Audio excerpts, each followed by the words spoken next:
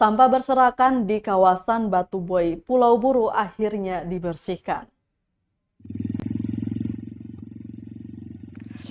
Dinas Lingkungan Hidup atau DLH Kabupaten Buru memastikan telah membersihkan tumpukan sampah di tempat pembuangan akhir atau TPA, kawasan Desa Batu Buai, Kecamatan Namlea, Kabupaten Buru.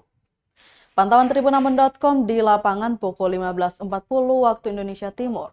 Jumat 11 Maret 2022, sampah yang meluber di badan jalan telah dipindahkan, sehingga pengguna jalan sudah tidak merasa terganggu dan nyaman saat melintasi kawasan tersebut. Diberitakan tumpukan sampah meluber hingga ke bibir jalan sehingga mengganggu kenyamanan pengguna jalan.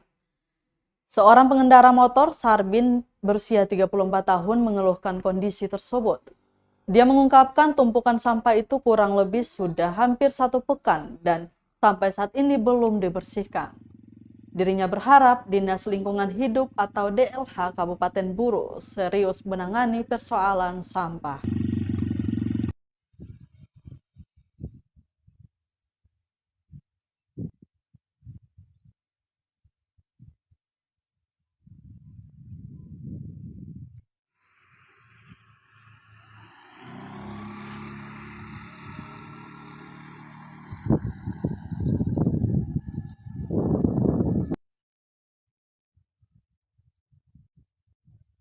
Terima kasih sudah nonton.